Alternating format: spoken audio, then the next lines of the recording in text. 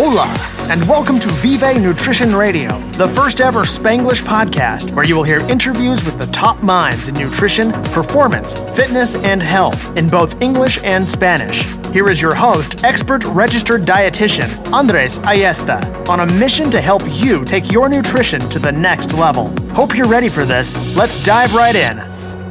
Welcome back to another episode of Vive Nutrition Radio. This is episode 64, and this is your host, Andres Ayesta, on another great conversation. Today we have an amazing guest, and we got the opportunity to talk about a very hot topic, very trendy topic, which is CBD. It's actually one of the most, the biggest trends expected for 2020, products and many different things like that. So I had to bring somebody that knew about this stuff. And, I love to bring in registered dietitians because we are the nutrition experts, and we have a lot of the background on these kinds of areas. And obviously I love to bring in people that go and break paradigms and go against the grain into newer and better things to improve health outcomes.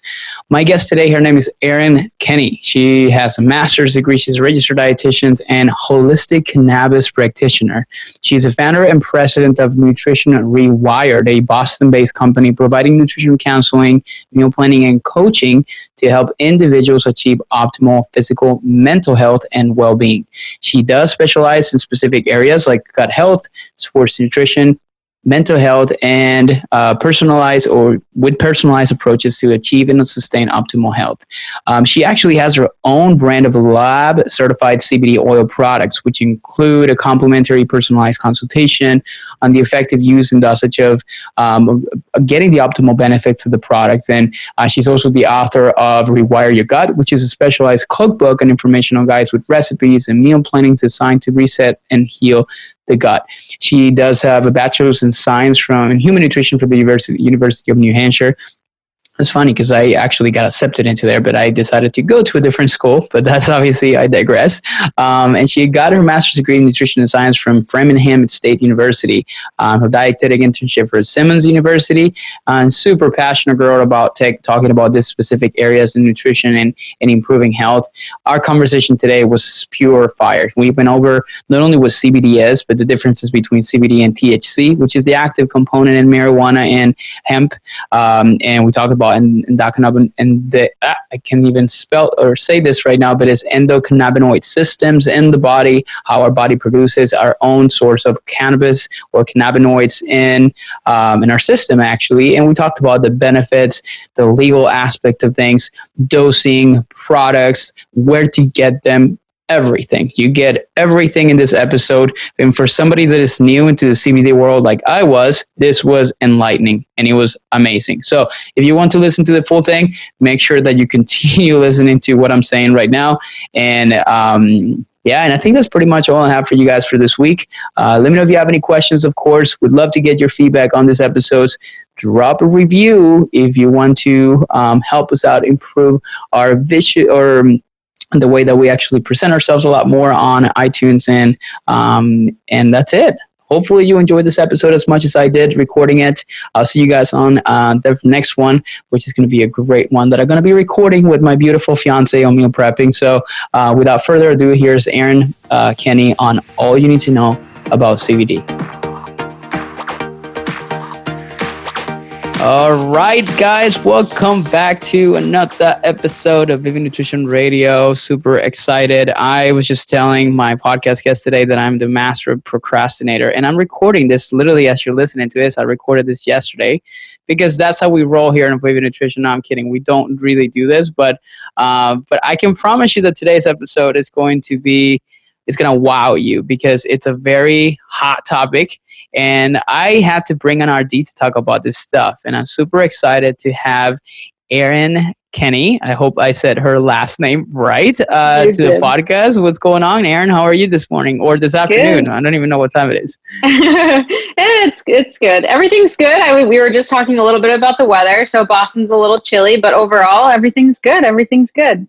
Great. Awesome. So let's get started right from the beginning, because I am super curious as to what led to you, obviously, where you're at today. Obviously, you are, as I mentioned on the introduction, you're not only you're a registered dietitian, but you're also a holistic cannabis practitioner.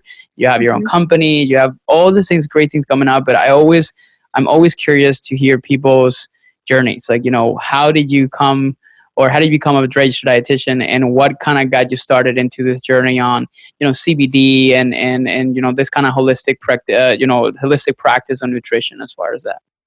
Yeah. So I would start with, when I was born, that, no better place to start, right? So Yeah. I always had really bad digestive issues. They diagnosed me with lactose intolerance, had to have a special formula. And so from day one, I had always really struggled with gut issues.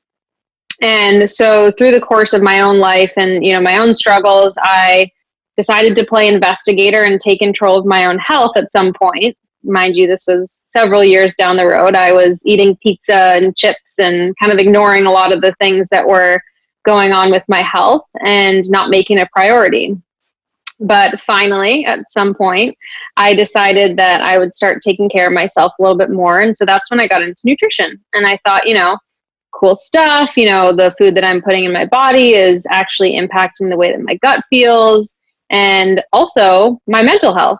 I was, thinking more clearly, and I wasn't as depressed or as anxious. And, noticing those things were kind of a byproduct of me focusing very strongly on the physical portion of, health and wellness, which I think a lot of us might go into that, healthy eating or exercise as a way to change our physical body. But what I noticed was the profound impact it really had on my mental health.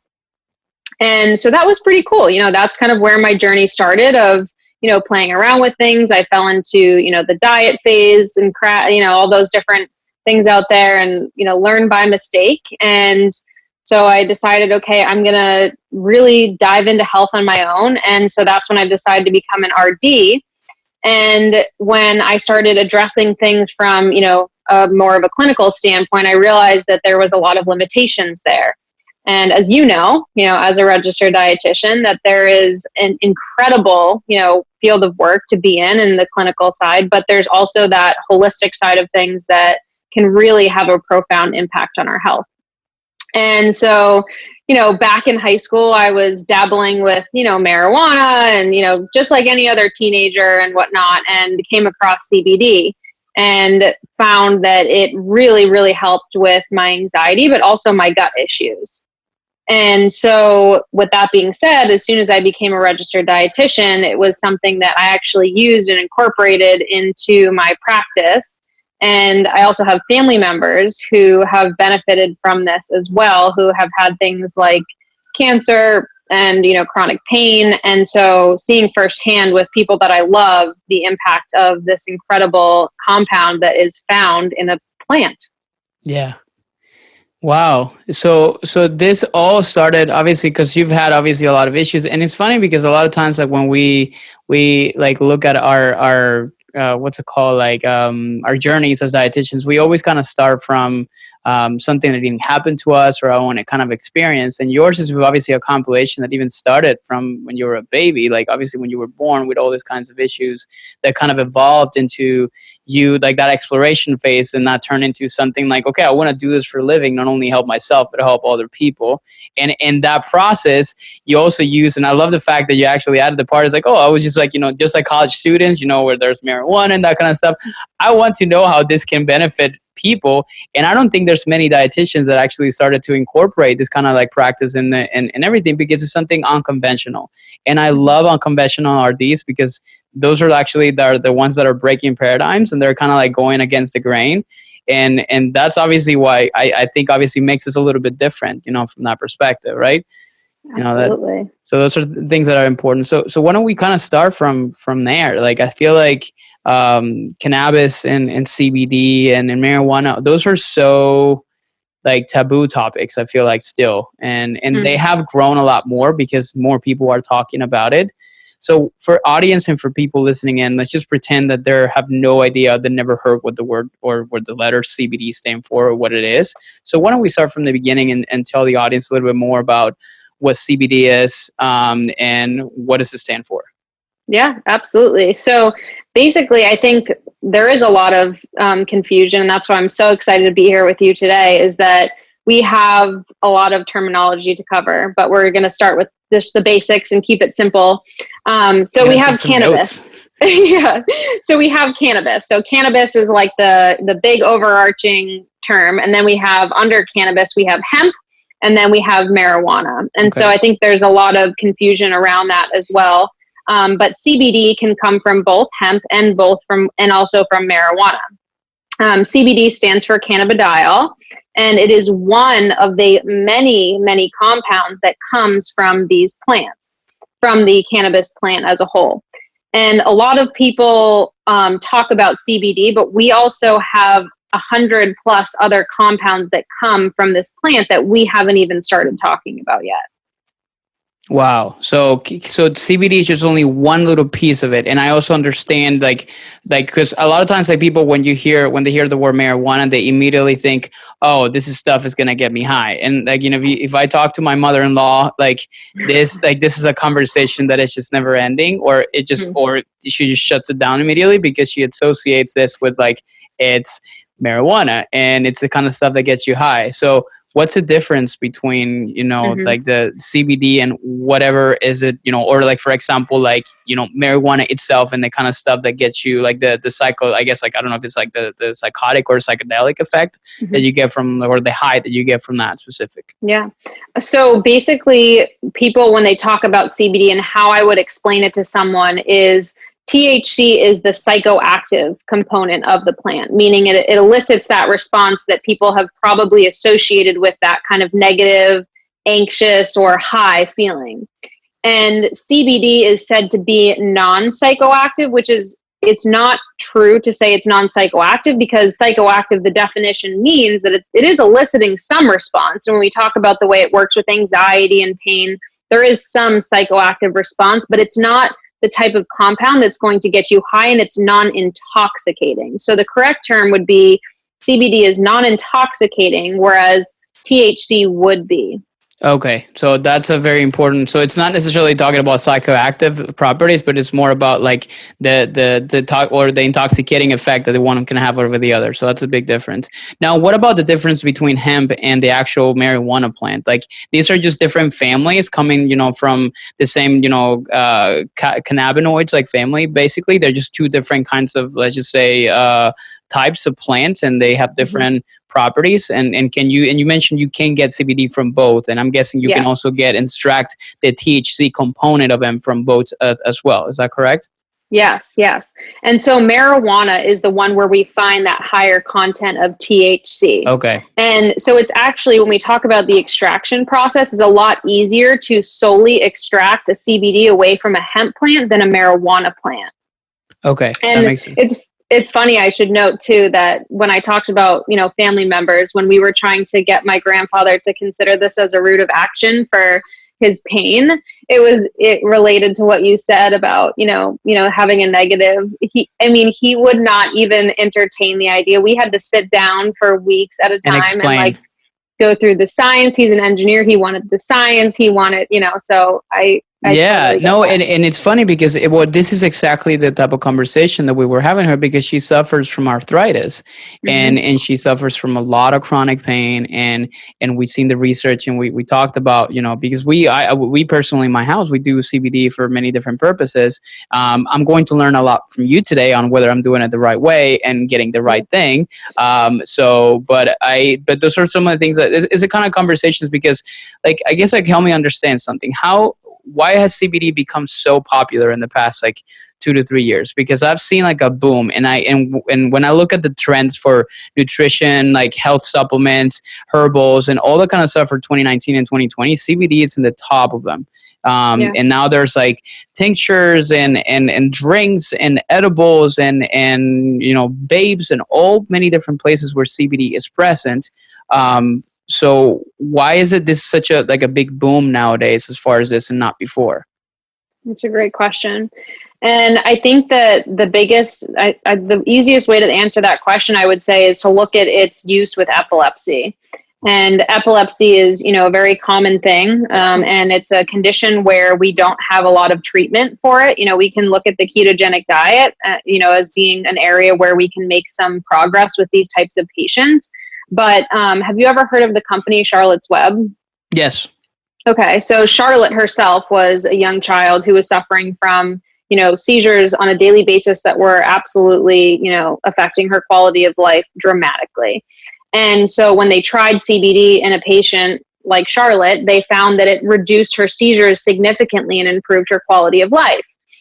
And so when you have a case like that, where we have a medical condition where there's said to be not much treatment and we have medications that really aren't doing what they should be, and you have something like CBD come into the game where we're now seeing that it's able to do, reducing seizures almost indefinitely, if not just to the point where it improves the person's quality of life. And then you start to see a little bit of funding for some research there. And then we see it starting getting into the lab. And then you have people that have been studying these endocannabinoids, which is what CBD is.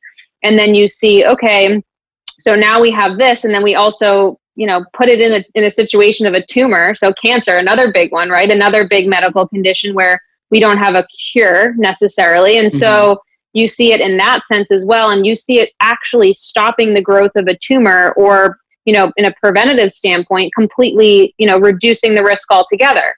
So you want to talk about something dramatic. I mean, the way that CBD or just cannabis in general can work in the body is numerous. And so we talk about epilepsy and cancer, and those are the big ones. That's going to get everybody's attention. But then people start using it and seeing that it elicits response all over because of the way that it acts with all of the receptors in our body. Wow. So obviously it starts with like the medical, from the medical standpoint. And I want to dive deep into that because there is so many different benefits that comes to it. But I think it's important to start with the root. And I think it was closer to a few months ago, I started listening to a podcast and they were talking about CBD. But one of like the most important takeaways that I got from our podcast when this person started talking about something known as the endocannabinoid system, which is literally like a biological system in our body, from what I understand. And if you ask me, I'm completely oblivious to that. I have no idea what it is. So I was hoping that maybe you can kind of explain. And I see your face, you're like, yes, let's talk about this. Because I would love to know, because what I understand is something that we have in our body. So is it safe to say that we produce cannabinoids in our body? Is that really what it is?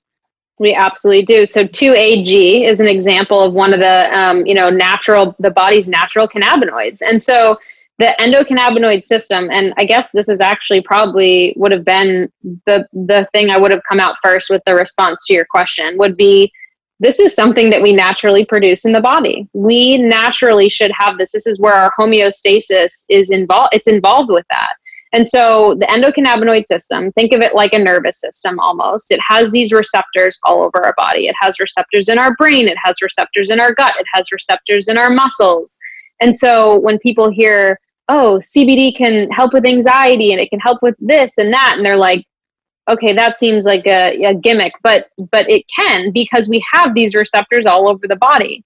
And, what happens with our nervous system when something is thrown out of balance, right? Things like depression or anxiety or, neurological diseases. Well, hello, what happens when we have a deficiency in the endocannabinoid system?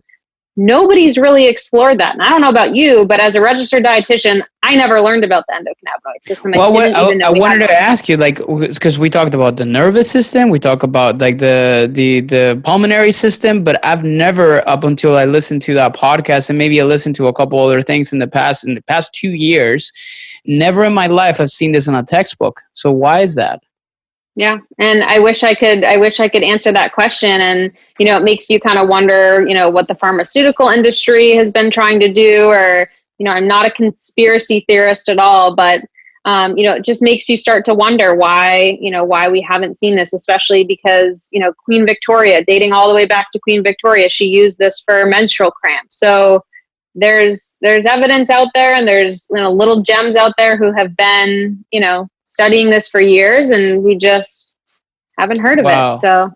So this CBD and cannabinoids that we would take from outside sources, it would safe to say that it acts on that endocannabinoid system in our body, Yes. and it attaches to those receptors to elicit a response. Is that what I understand?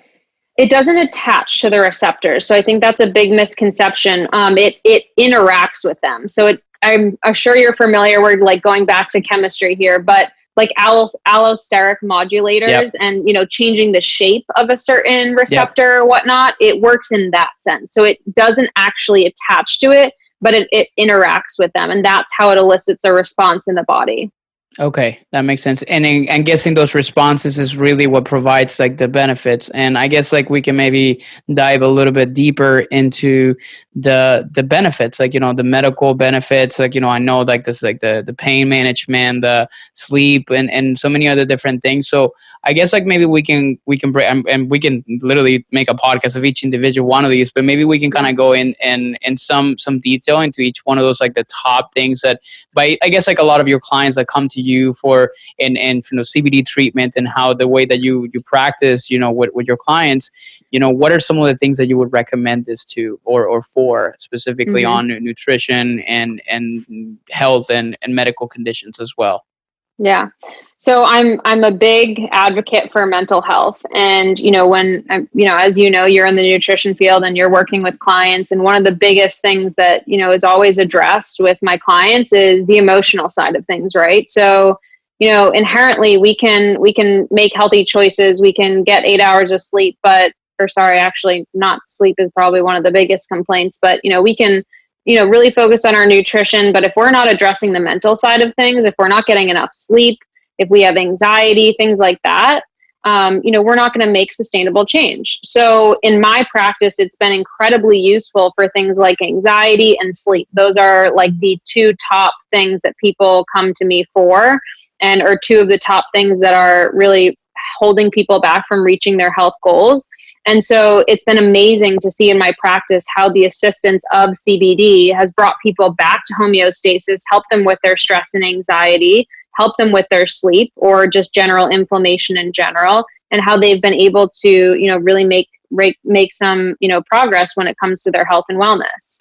Okay. And then I guess like because I've used it for sleep personally, and I think it's worked tremendously for both me and my fiance. Now the question is like, how does like, are you familiar with like the kind of or the mechanisms by which it actually improves like sleep? Is it more acting on specific parts of your brain that kind of like calms you down and kind of improves obviously your sleep cycles, or is it more of the we're not going to call the psychoactive effect that is not toxicant, as you mentioned earlier, that really provides that benefit as far as how it helps people on that regard? Because that's how I have recommended it in the past. Not specific, not saying like take this much and this much, but just like look into CBD. So specifically to sleep, what are some like, what's the mechanism, or what are some like the ways that it acts on the body to help it?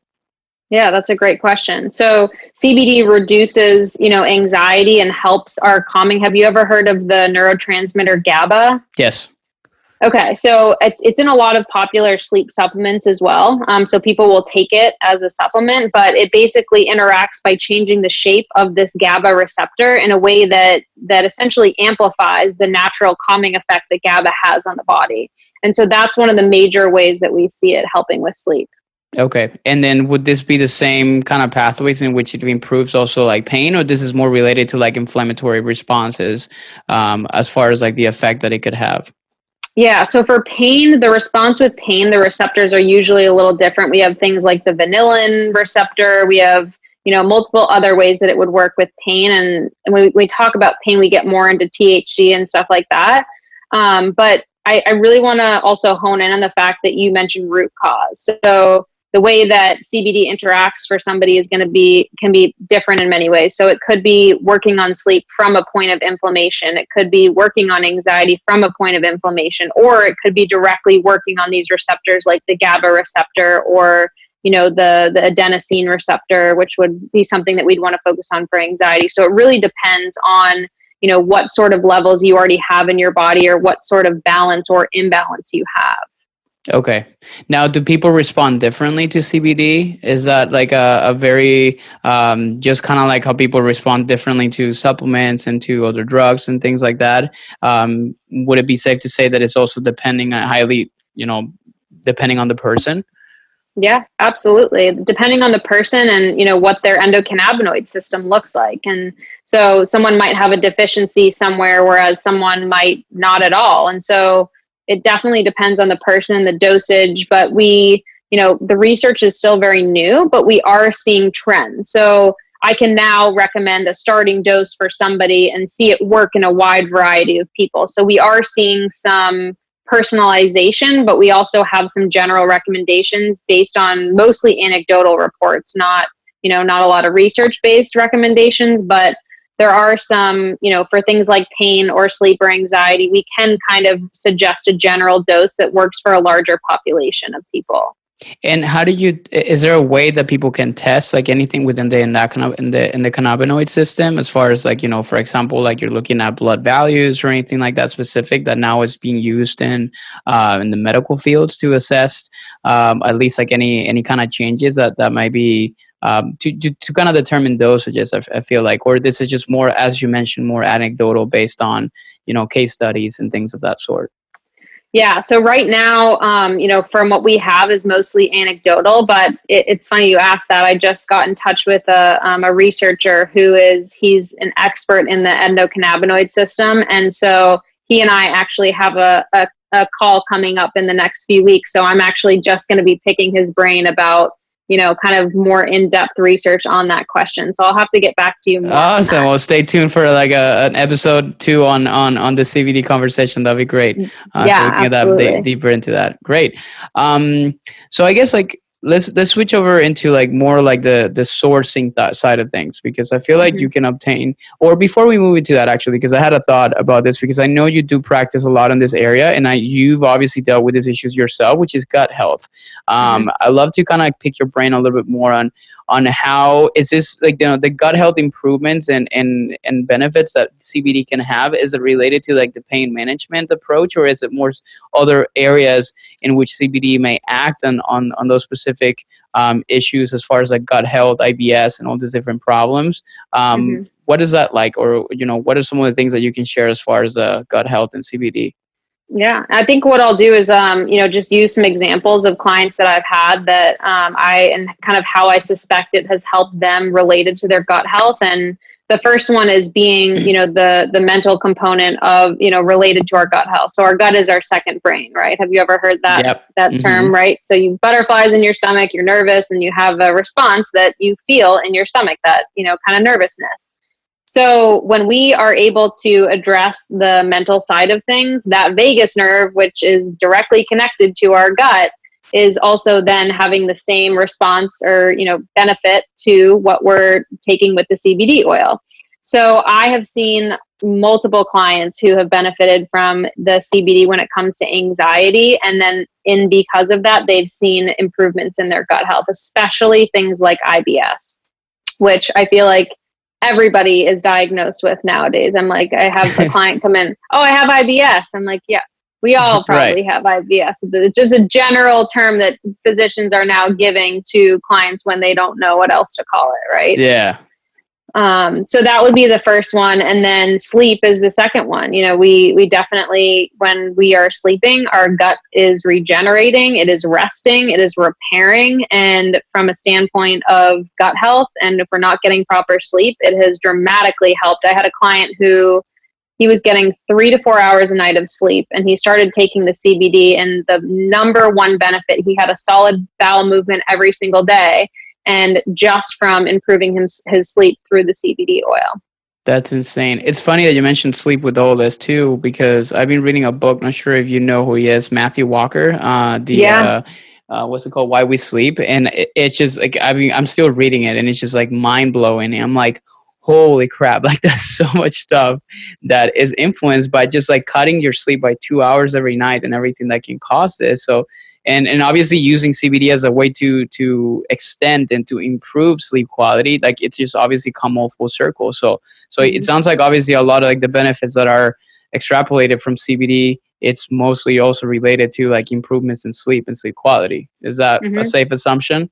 Yeah, I did my thesis on sleep. And so when I have a client come in and say, oh, I'm just the type of person that doesn't need much sleep, and I'll just, I just sit there and say, okay, we'll work on that. And, down the road, it becomes more of an important discussion. But and then, you look at the direct effect too. Like I said, we have receptors in our gut. So if there's inflammation going on in the gut and you're able to take CBD and it's allowing those, the direct inflammation response that we're having in the intestines. And, that's also a benefit, a more direct benefit.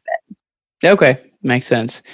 Now let's switch over to like sourcing, because there's so many products out there. I feel like I type in CBD on Google and then I'm going to get bombarded by a million ads on Facebook and Instagram about a million different ways that I can get CBD. How do we go about this? So like, where do we start as far as like sourcing, like where do you get it? How do you get it? Like, what are some like the things that people need to know about this? And I think you may know a little bit better way to explain this in a way that makes sense, because I don't. So maybe just tell us and shed light a little bit on this.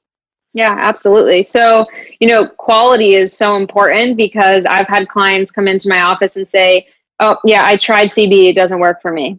And I'll say, okay, well, where did you get it? Send me a picture of the bottle. And I'm getting, responses like, well, I bought it at my gas station. Or, they send me the bottle and it's like, all these other ingredients listed as it. There's sorbitol and there's, xanthan gum and sugars and things like that. And the little gummies that they're taking. So quality is so important. And so I would encourage anybody listening that if you've ever tried a supplement or, whatever it may be with CBD and it hasn't worked for you, what was the quality of the supplement or what type of product were you taking? Because there's a lot that goes into it. And you need to have some careful thought and education around that. So we can talk about how to choose a good quality supplement. Yeah, that would be a good point. That would be a good start.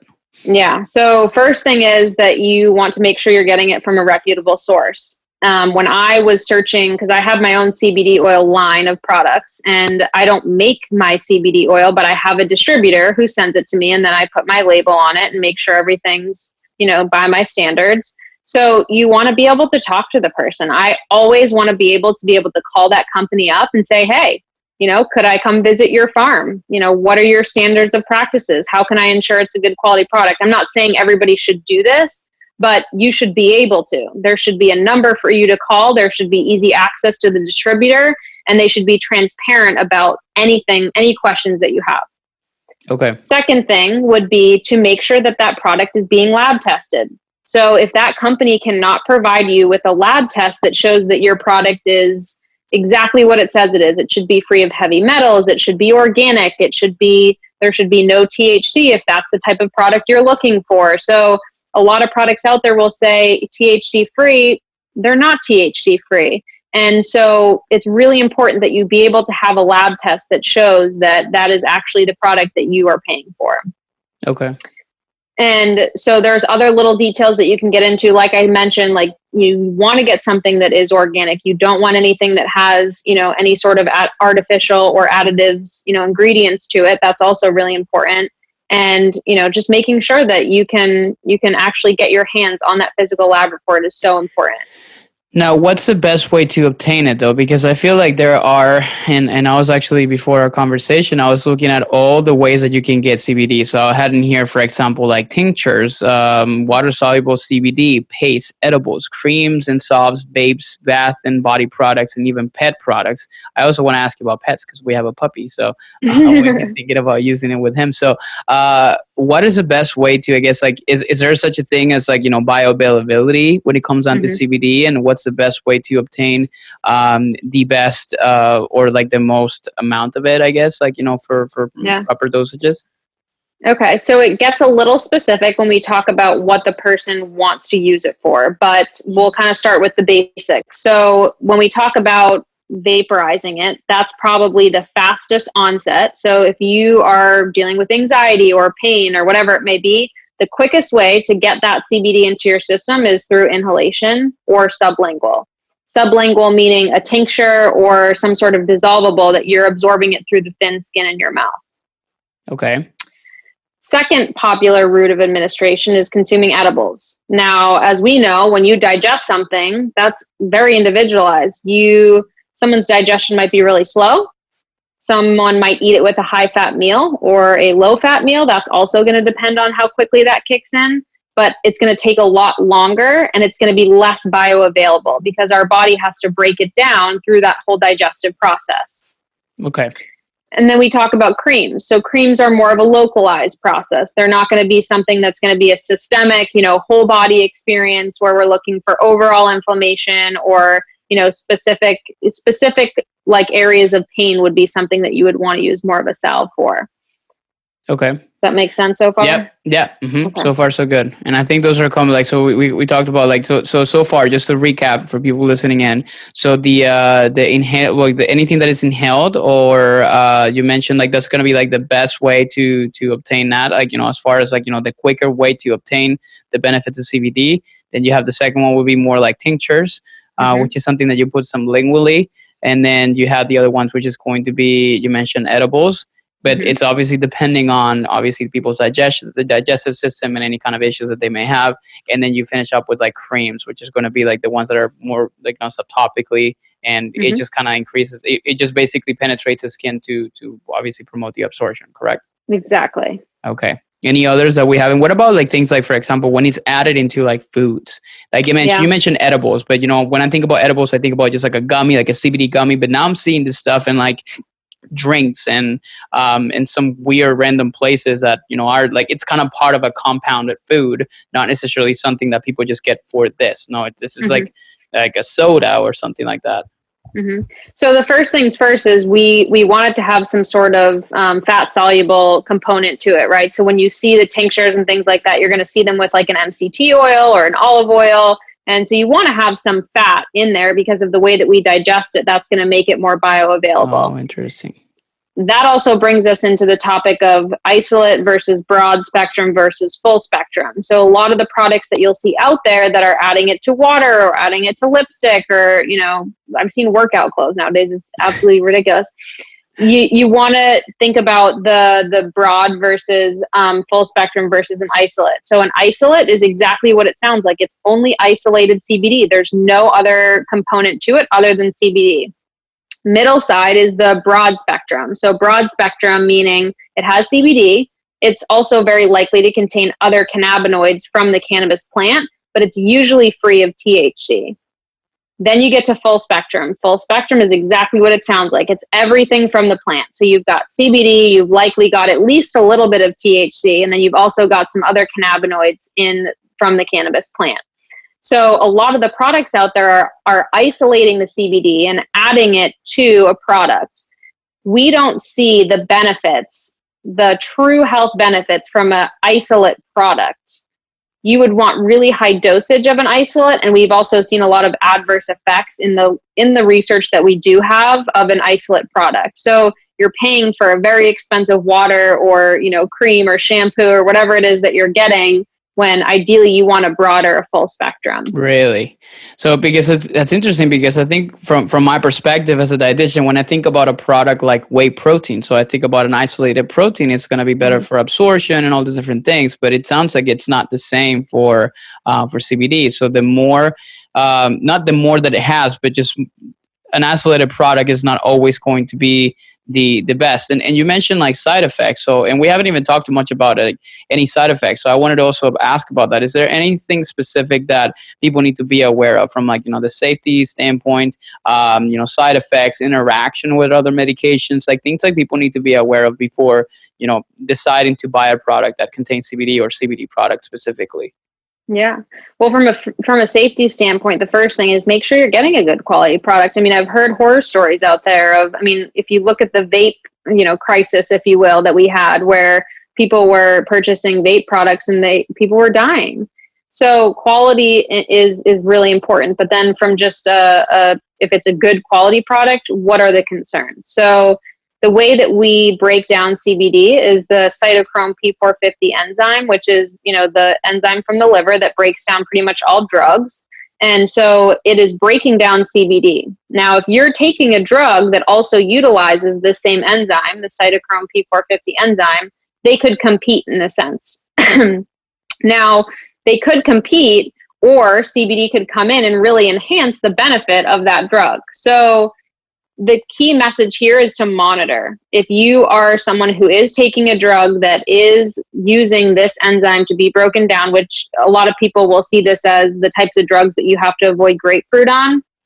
You familiar with that? So it's for the same reason, because you don't want them competing sometimes, and it can dangerously increase or decrease a level of a drug in the body. So if you're on any sort of medication, you should always check with someone who's an expert in this or has extensive knowledge in this, or just in general, just take caution when you're using it, that if any types of those drugs are taken with CBD, it could, enhance or decrease the effectiveness of a drug. Okay, that's really important to know, because I read it's one of like the typical frequently asked questions in many forums and places like that, where people ask like, can I combine this with medications, and that makes sense like on why like you should or shouldn't. It sounds like you have to be cautious. So I've heard people say like, oh, it's not a big deal, it's not this, but from a standpoint of just how physically and biochemically we digest and absorb it and how it interacts, you should always be concerned. You should always be monitoring medications, and we don't have many reports of adverse events, but it's something to be careful with. Okay. I went to a smoke shop, and which is usually a place where you're gonna find a lot of those or at least more variety of high quality CBD oils, or I guess depending on where you go. And the guy obviously were selling different kinds of options, and he presented like 3 different options of different pricing. Of course, like the most concentrated version is gonna have higher price points. So from the standpoint of dosing, where do people usually start? Because I see, again, there's a lot of products, or what do people need to know? And again, like this is something that you should consult with, somebody like you that knows a lot more about this topic. But for somebody that is just starting off and would like to purchase a good quality product, like what is like a standard dosing that people need to look at the label, or they need to be aware of from or when they're reading something as far as this? Absolutely. I always say start low and go slow. And what that means is 5 to 10 milligrams. Start at 5 to 10 milligrams and work your way up. And I always have my clients keep a little journal where they are increasing their dosage from, they start at 5 to 10 milligrams. They work their way up. They start for, 2 to 3 weeks on that 10 milligram spot, and they slowly work their way up, and they're keeping track of their symptoms and noting exactly what dosage they're changing as they're doing that, because everybody's body is different, and you really want to make sure that you're not taking too much of it, because taking too much of it can make you not feel great. It's not necessarily going to harm you, but you might use it and say, oh, it actually made me more awake, or, it kind of upset my stomach. And so just like anything, too much of anything is not a good thing, but you mentioned the cost, right? So it's expensive. And if you're getting a good quality product, it's going to be expensive. And so if you can see benefit at a lower dose, then why would we start with, 1,000 milligrams? And, if it's something you're going to be taking long term, we want to find that sweet spot. So, I always start with the lowest possible dosage, and then we work our way up. Now, when you look at the label, is that because I'm guessing you're also talking about mostly about tinctures and things like that. Now, when you look at the back of the label, does it state in there like it said like 5 milligrams per drop, or 5 to 10 drops is going to have about this much, or how do people know how much you're getting in? That's a good point, and this is actually something that I just added to my product. So with a tincture, the funniest thing is people will come in, they'll say, well, I'm already taking CBD, and I'll say, okay, what dosage are you taking? They have no idea. They have no idea. I know how much is well, I also wanted to ask you on a vape, like how do you determine that? Is it like every time that you inhale, you're getting this much, or or how do we this is good. This is even good for me. Yeah. No, it's hard to, that's also that would be one of the negative things about the vape. It is harder to dose, whereas the tinctures and the sublinguals and edibles even are a little bit easier to dose on. So when you do a tincture, for instance, there should be a little thing on your pipette that tells you like exactly how you can measure it. Otherwise, it's very difficult to measure. A bottle will typically say, okay, it's 1,000 milligrams. That's for the whole bottle. That's not per serving. So you want to be able to turn that around and say, okay, but how much is per serving? Same with food. We look at the box and we say, well, that's a box, but per serving, we need to pay attention to that. So when someone's looking for a product, you really want to make sure that you're understanding how you can dose, and that product allows you to control that dose. Okay. Especially if you're taking a THC product, because anybody that's ever had an experience of too much THC knows it's very unpleasant. And so if you're someone who's taking something with even just a trace amount of THC, too much of that can totally throw you over the edge and ruin your whole afternoon. So really, okay, that's good to know.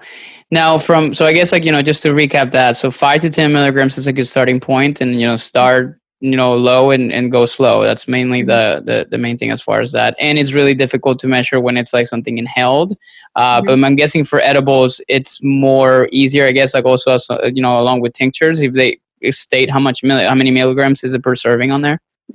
Yep. Okay. Perfect. Now, it's like we don't have a whole lot of time, so I want to make sure like I cover some important areas that I wanted to go over. But so THC. So what's like the good, the bad, the ugly, or like those kind of like areas as far as that? Because like I feel like when we start talking about like the psychoactive, like I guess and I don't know if it's the right word you used earlier, wasn't more intoxicating type of like effect as far as like getting that high. What is like what's with that? Is this like something, I guess we're also going into more like the legal standpoint, like, is that something that can be sold anywhere in the US, like, or states that only legal, that have, allowed or legalized marijuana in those kind of places? Like, what's like the state of affairs as far as like THC, CBD, and like using both? Yeah. So you always want to check if it's legal in your state. That would be the first thing that I would recommend, because there are states where it's not legal, even CBD. Even CBD. Some places CBD is not legal. Okay. So depending where you live, what country, you want to be careful. And you always want to check because things are constantly changing. I mean, it's important to look that up. And, I would say the best thing to do is to do a Google search on, is it legal in my state, and get the latest update on that. Second thing would be, you mentioned, when you take an isolate product, for instance. So when we think about it from a supplement standpoint, whether it be vitamin D or calcium, when we drink milk, we see the benefits because of the calcium, the vitamin D, the vitamin K, the phosphorus, the riboflavin. We see all of those benefits. And this is where THC comes in, and it's beneficial because it's the same with the cannabis plant. We see the best, most potent, effect in terms of health when we get everything from that cannabis plant. However, some people don't like to have THC because it can give them that high feeling, and just a little bit over the amount that, is where someone should be from a health perspective, can make you feel awful, paranoid, that high feeling, out of control, something where you should not be getting behind a wheel and driving. However, at very, very small amounts, THC works synergistically with CBD and the other cannabinoids, the same way that calcium works with the other nutrients in milk, to elicit the best possible response. And so when you get a product with THC, nowadays, if you walk into a dispensary, a lot of people are going in there because they want to get high. They want to have that feeling of euphoria, or they want to, veg out on the couch with their friends or whatever, your typical like THC like kind of response. However, that's not what everybody wants. And so the problem is that we have these products that have been formulated with very, very high amounts of THC, and it's giving THC a bad reputation. But at very, very low amounts, THC works in combination with the other cannabinoids for a very positive effect.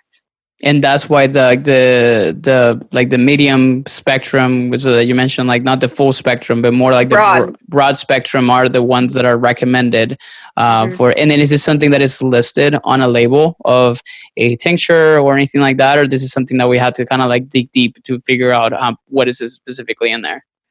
So it should be written on a label, but it's not always. I've had clients come to me that have been like, oh my gosh, I've been taking THC for 6 months now, and thank goodness I haven't been drug tested because I had no idea. So some are not as obvious. Some will say right on it, 0 THC, but you do want to make sure you're getting and if you go to a dispensary or something like that, you'll be able to know easily. But the products that they're selling at gas stations and places like that, it might just be like, oh, here's some CBD without much information. So if you're getting a good quality product, it'll state it. Now, what's in states where it's legal, or even states where they only allow CBD, is it a requirement that it needs to come from the hemp plant instead of the marijuana plant, or it can come from either? Like, or what's like the distinction on there? Yeah, it can come from either, essentially. I mean, it depends. It depends on, like, what the regulations are around, whether it be drug testing or whatever, because even CBD can mess with a drug test. And so a lot of people don't realize that there are certain medications even that do this as well, that can, like, for instance, a field test that someone's doing as, maybe like a firefighter or something like that. It can skew the results of your test. And so that makes it, kind of a controversial topic. Yeah, because again, if it's not something approved or the legality on specific tastes, or even the organization, can obviously cause some problems. Yeah, I've had a fair amount of clients who have told me, like, I can't do this because I just don't know if it's going to kind of flag something on my test. So Yeah. that's important. What's the future of where do you see the future of, like, CBD going, like, in the next, like, few years? You're obviously a practitioner, and this is something that you applied on a daily basis, and you mentioned that research is very new. So what do you think is going to happen, like, when you look down the line, like, 5 to 10 years down the line, and the usage of CBD as a way to combat chronic issues and diseases, or even, like, improving health outcomes in many people? Where do you see that going? Well, I think we've already started to see a little bit of it, and that's with the opioid crisis. We now see that people have been able to come off opioids or reduce the amount that they've needed just by incorporating CBD into that regimen. Really? That is incredibly powerful. I mean, so what I hope to see, and what I would just thinking of, I've worked with a lot of startup companies who are, their minds are kind of, okay, where are we going? Where is this development going to be in 5 years? I think personalization is going to come into play. We're really going to try to personalize it the same way we're doing with nutrition nowadays, right? So we're going to try to personalize it. We're going to include more research when it comes to things like cancer. I think that's, those areas in medicine where we're not seeing breakthrough, or we haven't found a cure. I think we're going to see a lot of more research and even anecdotal reports come out with some of the benefits that we have there. And, hopefully what I'd like to see is more regulation and more high quality, products out there that where consumers can easily, they don't have to go on a podcast and listen to me to hear how to get a good quality product. And there's more education around it. I really hope that, we can continue to provide that education around it. Yeah, I mean, I would love to open up a physiology textbook and see and read about the endocannabinoid system that nobody's talked to me about since I was, going to school, So Yeah. those are going to be important things as far as that. Awesome. Well, I think we covered a lot of, like, the basics, and I feel like this is going to be a good stopping point for us to kind of, like, for let people kind of, like, to digest all the information that they got here from today. I guess, like, we're going to finish up with some rapid fire questions, because I love to do those to finish out the podcast on a lighter note. And then we'll wrap it up, and you can tell us about how we can find you. Does that sound good to you? Sounds great. Awesome. These are questions sometimes not related to CBD, but we're going to go, you just need to go straight and, shoot and fire, like, the first thing that comes to your mind. So the first question would be, what is your favorite exercise? Ooh, my favorite exercise at the moment right now is yoga. And I used to hate yoga. So it's funny that I'm saying that now, but I don't know. There's something about, I think maybe it's because I hate the idea of it so much going into it, that I feel that much better when I come out. And I'm talking like hot yoga when you're like sweating. Oh, God. Yeah.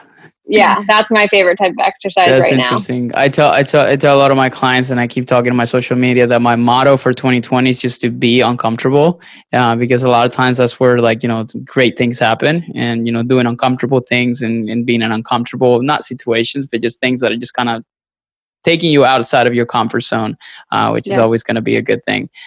Great. So the second question would be, what is a book that you would buy for anybody, or gift them over Christmas or something like that everybody should have on their shelf? It could be nutrition. It could be like mindset, business, whatever. Oh my gosh, it's like a sign from God right now that you asked that question. Life on Purpose. I am actually reading it right now, and it's so funny because as I'm reading it, they talk about Jim Lear, who is someone that I've had the pleasure to meet and even, frequent email with. It is all about finding your purpose, and how when you find your purpose in life, everything falls into place and you can live a more meaningful life. And oh my gosh, I read it right into the new year, and, we work on these things every day, and we inherently know a lot of the concepts in here, but to tie it all together and to ask all the right questions, I everyone should have that. So I would say read that book. I'm going to buy it today because I'm finishing up why we sleep. And I always like to kind of go from one, self-help and more mindset stuff and then switch it over to something nutrition or science. So yeah, that's a great recommendation. Awesome. What is a podcast or, YouTube channel or a content consumption place where people can get really good information from, or that you like to either consume or recommend people to go to learn more about things, podcast, whatever may be the case? Yeah. So I have a lot of podcasts that I like, but I think I'm going to choose Consumer Labs as a resource rather than something to listen to, because Consumer Labs is an excellent resource for people to have the supplement data of. They basically will test herbs, supplements, CBD products, everything, you name it. They find the hottest trends and topics on the market, and they come out with a report they then can recommend the cheapest but most high quality, whether it be CBD, protein powder, whatever. And I mean, talk about a great resource to have. You subscribe, it's not, I don't remember how much exactly it is, but it's not expensive for the information is invaluable. I mean, really? So this is like a newsletter that comes out, or you kind of pay for a subscription and they send it to you? Yeah, and it's all they have a registered dietitian. They're compiling all of the research, all of the latest information, how to use it, anecdotal reports, everything. I mean, it's incredible. Okay, that's awesome. I know what Consumer Labs is, but I didn't know they had that thing going on. So that's great. Yeah. Awesome. So that's a good resource for you guys. The last one, it's the funnest of all of them. It's going to be, if you were stranded on a desert island for the rest of your life and you can pick one food to live off of for the rest of existence, it can be an edible with CBD for sure. What would you choose? I was just going to say it would be chocolate infused with CBD. Awesome. That is a great one. Well, dark chocolate or regular chocolate? Anything 75 and above. Okay, there you go. You get the antioxidants and the CBD as a perfect mix. You live happily ever after. Oh, that's a great one. That's a good one. We've heard all kinds of crazy things, from poke bowls to pineapples and mangoes to lasagna and pizza. So that's a new one for sure. Yeah, that's awesome. Well, thank you so much for sharing that. Now, how can people find you, Erin? Where can people find your products? Where can people read about you, chat with you, communicate with you, and just learn more about what you do? Yeah. So my website, nutritionrewired.com, is where you can find all my products. I have a gut healing cookbook as well. It's a great resource. And that's also where you can go if you are looking for one-on-one coaching. If you're looking to just interact with me, get some good tips and tricks and follow my weird, crazy, everyday lifestyle, I'm on Instagram at Nutrition Rewired. I'm always looking to start a conversation. I love questions. And so, just say hello if that's all it is. Okay, cool. Let's say hello to the Instagram real quick. I'm just going to take a picture and then just say hi. Awesome. So I can send it over and put it on there. Cool. Yay. We just took a picture live. So anyways, well, thank you so much, Anne, for your time. And I think people are going to be wowed by this episode. I'm super excited to release it. We'll definitely put all your information on the show notes. And I look forward to having you on a second take on what you talk with these people, or you're just all the new stuff that comes out on CBD, and just further this conversation down into more education so people are more aware. So yeah, thanks for bringing this to your audience. You're playing an integral role in, bettering the health of your community. And so I thank you for that. Thank you so much. Well, thank you for coming into VV Nutrition Radio, and we'll see you guys on the next one. Hey, thank you so much for listening to another episode of VV Nutrition Radio. I wanted to ask you a quick favor. If you enjoyed this episode, or if you enjoyed the podcast altogether, make sure you subscribe and leave us a review so we increase our visibility and we continue to reach more people and change your lifestyle through nutrition, performance, fitness, and health. Thank you guys so much, and I'll see you guys on the next one.